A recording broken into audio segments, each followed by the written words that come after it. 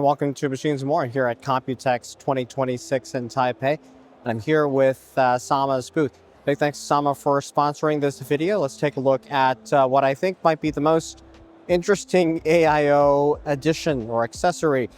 You're probably used to LCD screens, but probably haven't seen an LCD screen with a propeller, a rotating accessory on top. Still a prototype.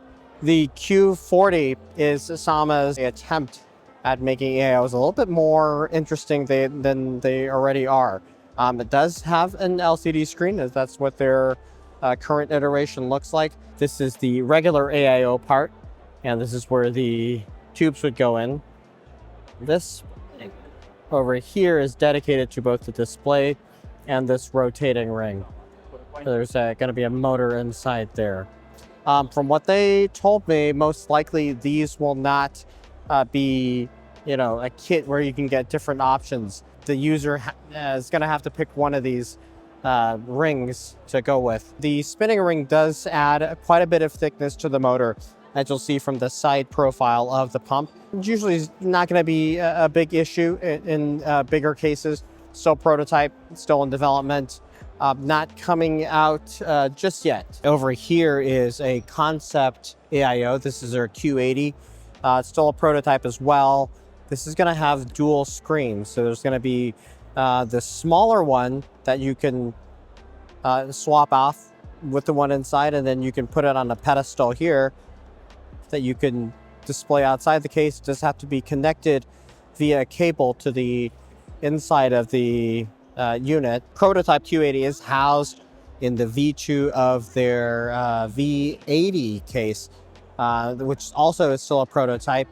This is going to feature a wraparound glass on 3 sides. Okay, what's cool about this case is it has this curved section here for displaying something like a figure or something that's meaningful to the user. It's still kind of in debate whether they want to make this center ring rotatable with like a motor. But this does have a wraparound glass that has 1, 2, 3 sides of glass. A little bit different from the V2. I'm not sure what they're going to come up with the final version for this case in terms of the glass. From what I understand, the final iteration of this V80 case will combine this one and the white one. It's the first iteration. One feature that they're working on integrating is the 60-watt gallium nitride fast charger here. This will charge your phone. Now, a downside of this design is that you can't have fans here. So this would just be top 360, and then the back 120, and then the bottom fan here under the GPU. You give a little bit of airflow. This could also be a 140 here at the back. And your power supply for this iteration would be at the bottom here. So V80 here. This here is their V70 case. If you're curious what that rotating AIO head might look like, this is an example build here with that. Kind of neat. I don't know if it'll get old, but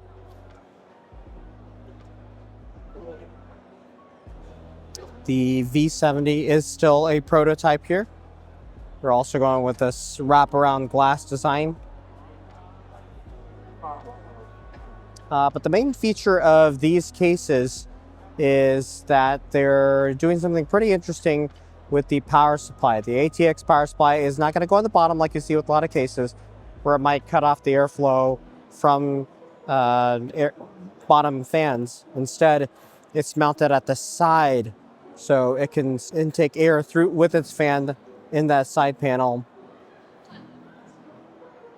But then it's still out of sight, so if you don't like seeing that, you can hardly tell where the power supply is going. It's in this compartment over here.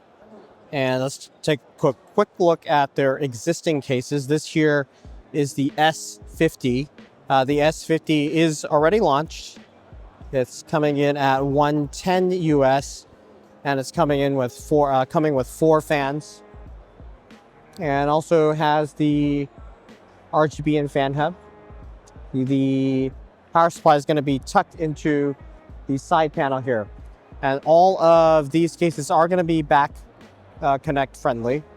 All right, with the V52, which comes in at a lower price point, this is a $90 case.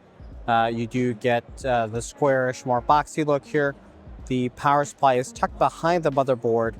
It's still going to be out of sight. It's still going to allow the bottom fans and allow a lot more GPU thickness and a light amount fans below that. But one cool feature is that the GPU mounting bracket is rotatable. And if you wanted to supply your own riser cable and install it, GPU in a vertical position, you can simply just rotate the bracket 90 degrees after unscrewing it. All right, last but not least, this one I really like, the V62. It's got this curved, kind of smooth curvature going on here. Should be very attractive. There's a two-piece glass, this piece here, and the tempered glass side panel.